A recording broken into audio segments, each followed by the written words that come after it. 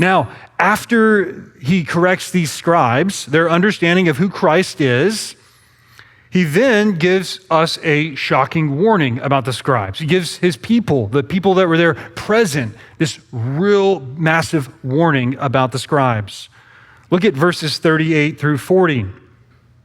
It says, "And in his teaching, he said, 'Beware of the scribes who like to walk around in long robes and like greetings in the marketplace and have the best seats in the synagogues and the places of honor at feasts, who devour widows' houses and for pretense make long prayers, and they will receive the greater condemnation.'"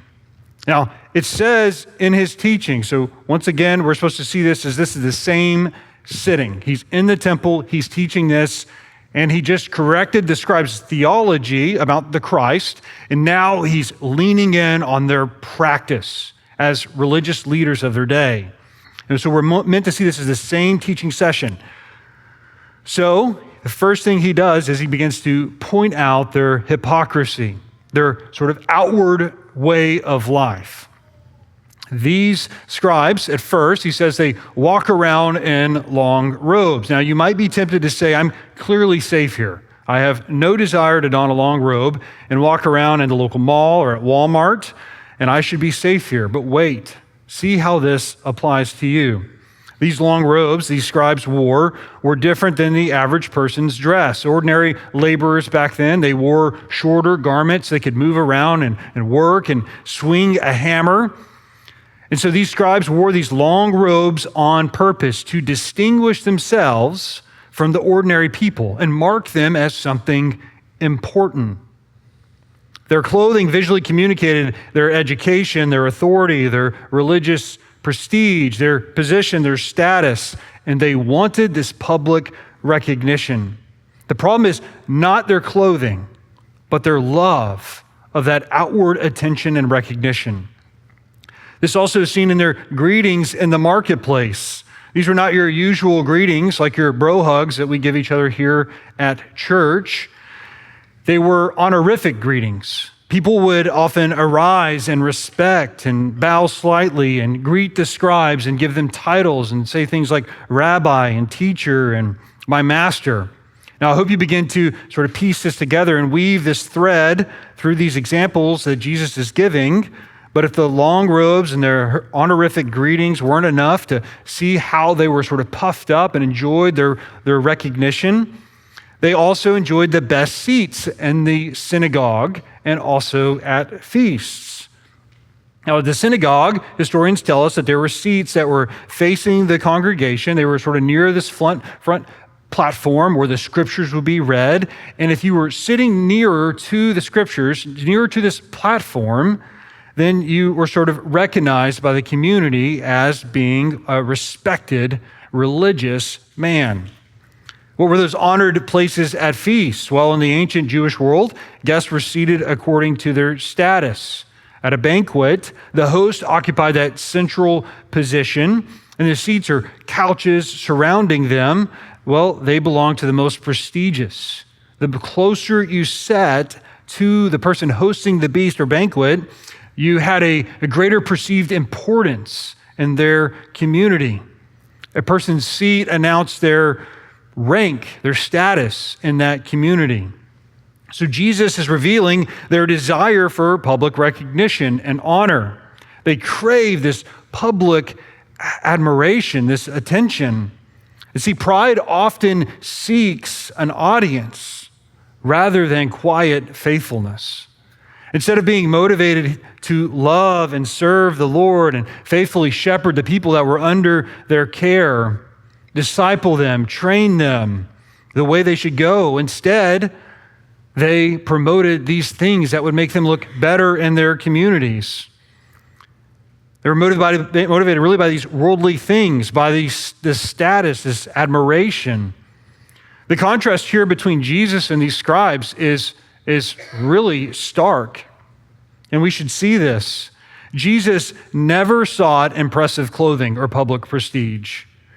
In fact, he associated with sinners. He hung out with the lowly, the despised. He came to sacrifice himself for his people. He came not to be served, but to serve. He came in humility. He was motivated by love for us, by his people. The contrast between Jesus and the scribes could hardly be greater. Religion, Christianity, it's not about self-glorification. It's about sacrificing. It's about humility. It's about serving others to the glory of God, about looking out for their best interests, loving them as you would love your own self, as we saw last Sunday. The first will be last. Verse 40, it even says, who devour widows' houses and for a pretense make long prayers, they will receive the greater condemnation. He also says that they devour widows' houses. He's not leaving anything out or even anything out to the imagination here. When it says devouring the widows' houses, you have to remember that God has placed widows in sort of a very special place in his law and in the Old Testament, even in the New Testament. If you think about it, as you begin to read about how we're supposed to take care of widows, and the same is there in the Old Testament. See, there were these graceful provisions carved out in the Old Testament for widows. Widows have a special place in Christ's heart. And these scribes, they were supposed to take care of them, shepherd them. Oftentimes, the scribes, they were to act as sort of legal representation for the widows in court and in business. They helped manage their estates because they themselves didn't have a husband because their husband had passed away. They were supposed to protect the widows. But instead, those scribes would use their finances, their resources for their own benefit, for their own livelihood. They would, in fact, devour that widow's livelihood, clearly missing the heart that God had sort of carved these graceful provisions into law. They're missing the heart of God here. They're supposed to protect and care for them. Also, notice the scribes, it says, for a pretense, they make long prayers. Now, that phrase, for pretense, shows that Jesus is not condemning long prayers necessarily. He's condemning prayers that are long on purpose to sort of put on this religious show. In other words, the scribes' prayers were performance. They were designed to create an impression of spirituality and sincere communion with God, but they ended up lacking it. They were just pretending. They wanted people to think that they were exceptionally holy, think they were deeply spiritual, worthy of admiration, and trustworthy. But really, they weren't. Their lengthy prayers built that image, and Jesus says their prayers were a mask, hiding hearts filled with pride and greed. It's not the length of our prayers that really matters, but it's really the strength and the genuine heartfelt nature of our prayers that make a difference. Spurgeon famously said, a prayer may be short, but if it comes from the heart, it's long enough to reach heaven. With these warnings against pride and outward religion, long prayers, and not shepherding and taking care of the vulnerable, Jesus says they will receive the greater condemnation. Religious activity without humility becomes dangerous, especially for leaders, which is who Jesus is really calling out here. This passage becomes a sobering warning about religious hypocrisy and really the abuse of spiritual authority. Those entrusted with Jesus or teaching God's words, Jesus holds to a higher standard here. This sort of imagines what James ends up saying in James 3:1. Not many of you should become teachers, for you know that we who teach will be judged with a greater strictness. Christian leadership in the church and in the home is a stewardship, not a status symbol. It's really not a way to take on a new rank or title or status. Instead, it's a sacrifice. It's not a pride of position. Christian leadership should always be dipped in humility and done with the right motives and heart and for the right reasons. This is a warning and a teaching for pastors and spiritual leaders. Take your office and your calling seriously. It would have been real easy for me to just sort of to kind of whitewash this and sort of just apply it just to your lives, but this applies just as much to me and Eddie and our deacons and anyone who has a spiritual leadership position in our church. It's this reminder that external religion, going through the motions, can really hide a corrupt heart. Now, with this introduction of how the scribes, how they are actually missing out on what they were called to do and shepherd their people, the widow here is then brought into focus. And the widow here is contrasted with the scribes.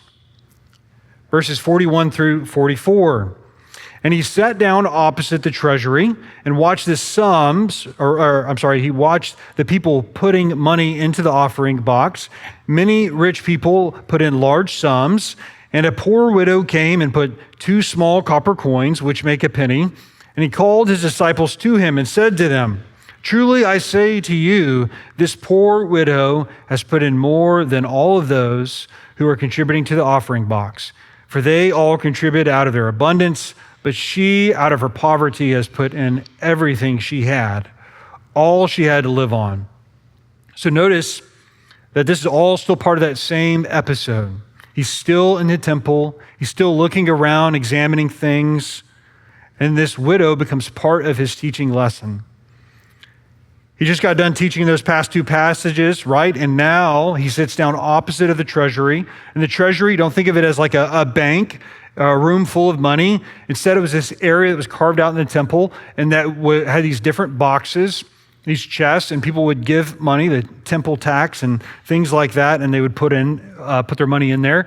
They normally had this, if you look at historians and sort of artist renderings of these, the top sort of looks like the horn of a ram. So it would kind of be spread out at the bottom, and it would narrow to the top, and so then they would come by and put their coins into the mouth of that ram's horn, and then it would fall down into the chest.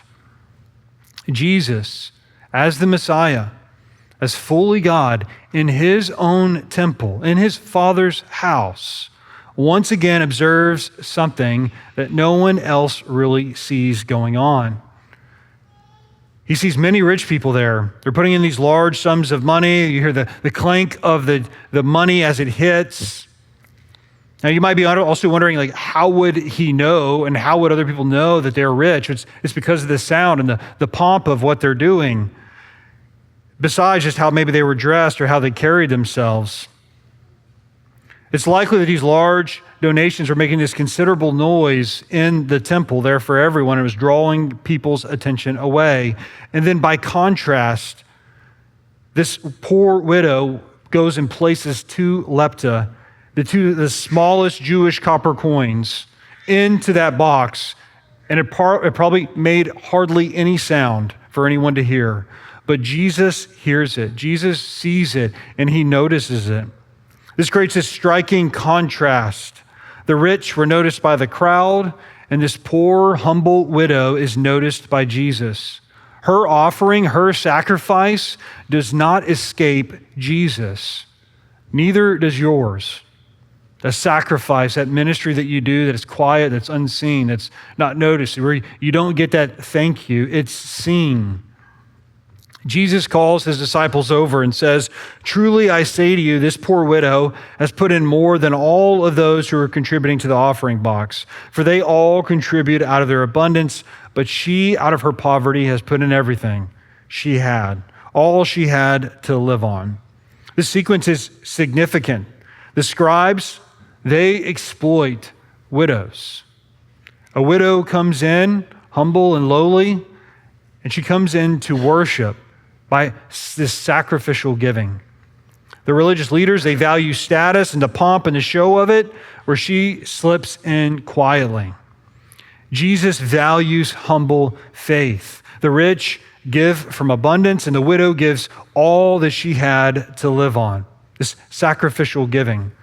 This is the climax of the contrast between false religion of the scribes that aims to secure sort of a notable position in the community versus this true, heartfelt, full devotion of the widow. True devotion is not measured by the amount, but the surrender, the trust in God. The widow also helps us fill out more of a biblical theology of money.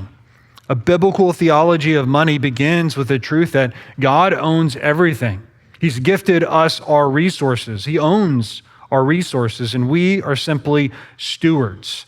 And we're called to be good stewards. Money is not evil. It's actually immoral. But the love of money is the root of all kinds of evil, that greed, that covetousness. Scripture teaches that wealth is a gift from God to be received then with gratitude, earned honestly, managed wisely, shared generously, and used for God's glory and for the help of others. Jesus repeatedly warned that money can become a rival master competing with God for our very own hearts. And he measured generosity not by the amount given, but by the faith and the sacrifice behind it, the heart behind it.